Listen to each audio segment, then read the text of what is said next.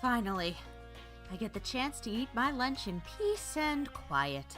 My sparkle cola with a sunflower and carrot sandwich. I've been looking forward to this all day. It's a little dry. Oh, hey there. Got any mustard?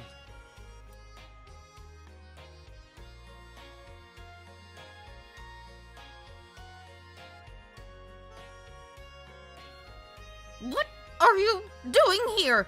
Why are you here? How did you even get on this base? This is a military installation. 1, I'm here on business. 2, I was told to come and see you. 3, I walked in the front door. Ever since I took that one job, you keep popping up!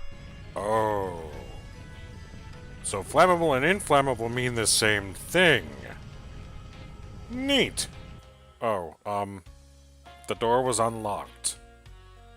I invited a few ponies over. Surprise? Hey, Ari, where are the Pop-Tarts? Get out! You eat my food, you make a mess. Just what in the world would make you think you could show up on my doorstep here? As per usual, the reason is pinned to my lapel. You're a what? How should I know? You're the one reading the paper. This says you're a high-level chrono-magical threat to Equestria? Time travel? Dimensional breaches?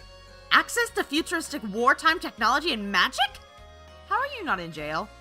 Oh, right. I'm a refugee. I think I was supposed to register for that or something. What? Yeah. Technically, none of what I did actually happened yet. You know, 'cause I'm existing now. Plus, my family is here now, so... There's more than one of you. Yeah, I have a wife and kid. Excuse me for 1 second.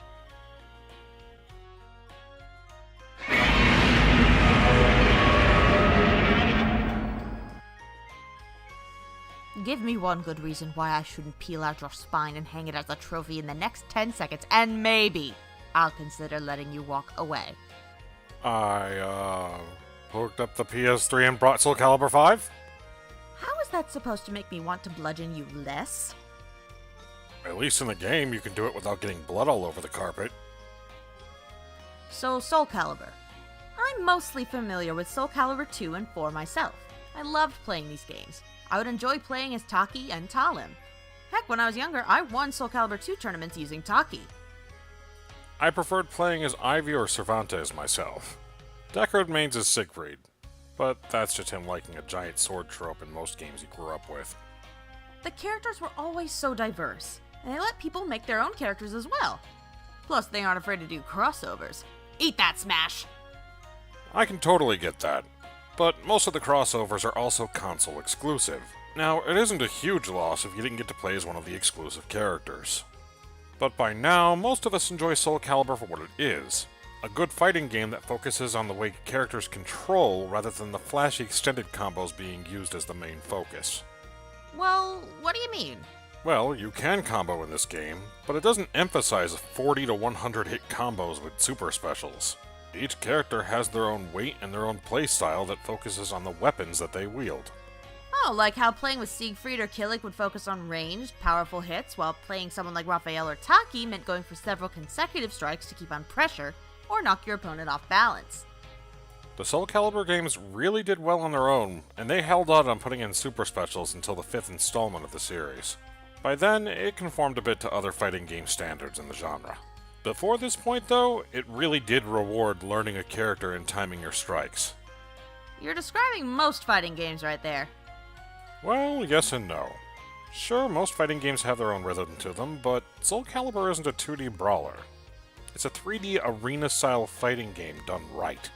Not only do you have to watch your opponent, but you also have to watch your placement in the ring.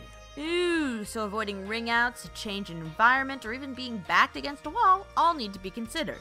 A well-placed throw or leap can change the dynamic of any fight. Exactly.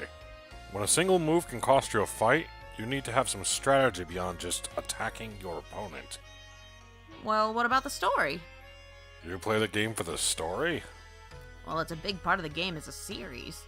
Oh, I can see that. Best game ever. Fight to get sword that gives ultimate power. Best epic saga. It's not just that. Each character had their own motivation to find Soul Edge or Soul Calibur.